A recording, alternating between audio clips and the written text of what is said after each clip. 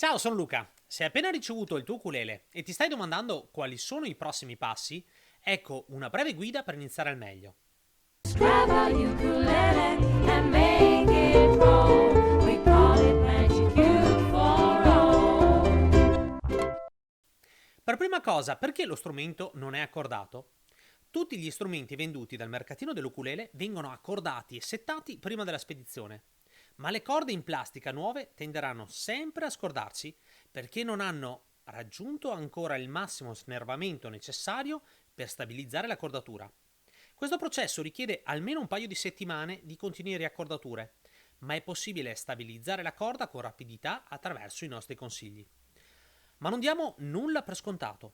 Cosa si intende per accordare? Lo strumento a corda è composto da fili, che sono tesi fino a raggiungere la nota prescelta. Più tendo una corda girando la chiavetta, più la nota salirà e diventerà acuta, mentre girando al contrario scenderò nel registro grave, suonando via via note più basse.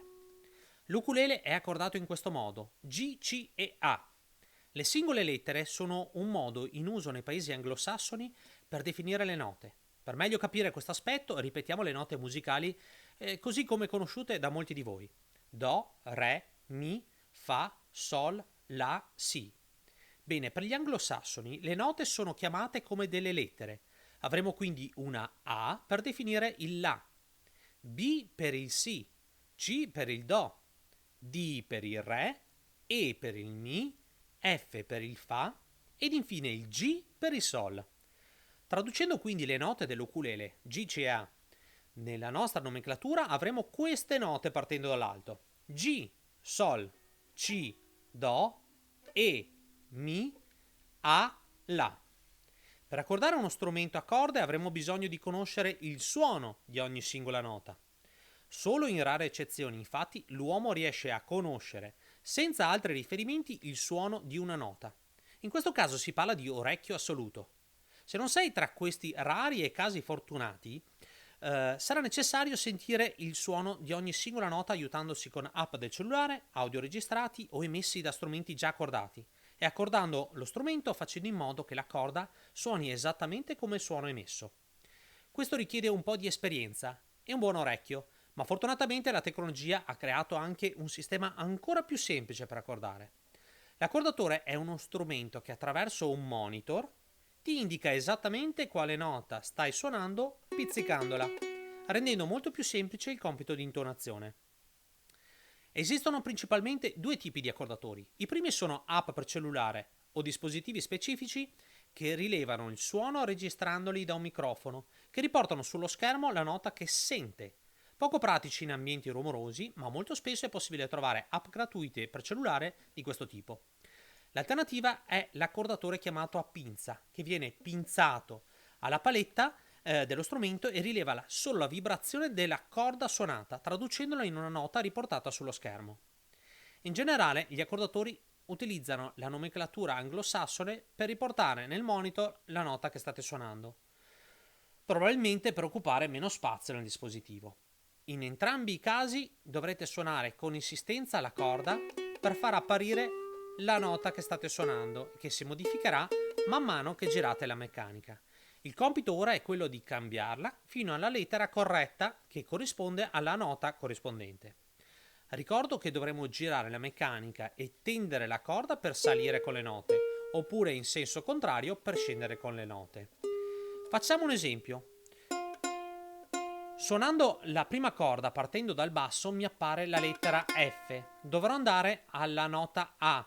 Dovremo quindi girare in questo caso la meccanica in senso orario, facendo in modo di superare la lettera F e G, fino a tornare alla lettera A. Avrete notato che nel passaggio tra alcune lettere compaiono dei simboli affiancati alla nota. Sono un cancelletto oppure una B. Si tratta di alterazioni delle note chiamate diesis e bemolle. Per capire cosa si intende, immaginate la tastiera di un pianoforte. I tasti bianchi sono le note musicali per come le conosciamo: Do, Re, Mi, Fa, Sol, La, Si, citate anche in precedenza, mentre i tasti neri sono le stesse note affiancate da questi simboli e rappresentano note nuove che suonano leggermente diverse dalla nota piena precedente e quella successiva. Una nota alterata tra due lettere può prendere nomi diversi per rappresentare lo stesso suono. Ad esempio, tra il Do e il Re, la nota alterata può prendere il nome di Do diesis oppure Re bemolle.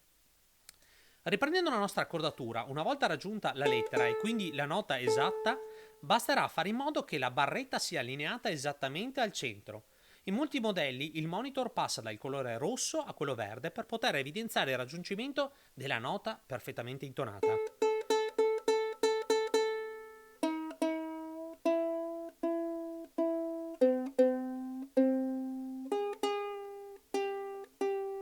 Bene, avete imparato ad accordare il vostro strumento, ma sfortunatamente le nuove corde, come detto in precedenza, tenderanno a scordarsi molto facilmente e in particolare nei primi giorni non vorranno saperne di rimanere accordate.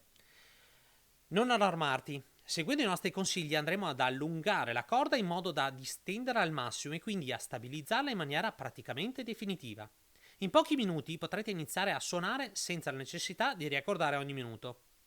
Quello che andremo a fare viene chiamato stiro della corda, oppure stretching in inglese, e per poter procedere dovremo partire da uno strumento più o meno accordato e andremo a prendere singolarmente ogni corda con due dita dal basso al 12° tasto. I tasti sono gli spazi tra una barretta metallica e l'altra e il 12° tasto rappresenta esattamente la metà dell'intera lunghezza di vibrazione della corda. Partiamo dalla prima corda, quella più in basso e lontana dalla nostra faccia. Una volta agganciata una corda dal basso con due dita, andremo a tenderla come un arco, con grande forza. Tenete tesa la corda per qualche secondo e rilasciate delicatamente. Passate quindi alla prossima corda. Una volta allungate tutte le corde, riaccordate.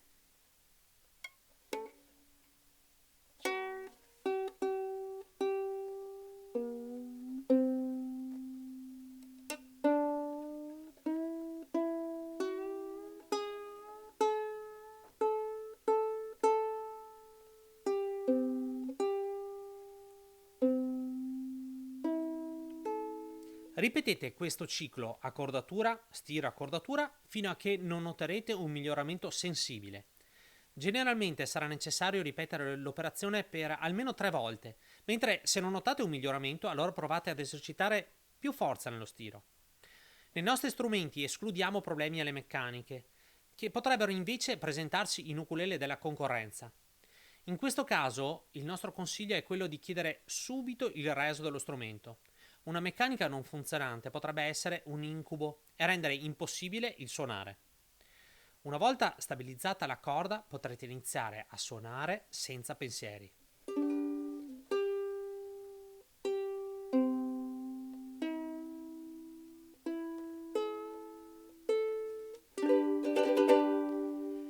Se questo video ti è piaciuto, ti prego di cliccare mi piace, di condividerlo e ricordati di iscriverti al canale YouTube per tenerti aggiornato con i nostri futuri video. Per ora è tutto da Luca del Mercatino Ukulele, ci vediamo nel prossimo video.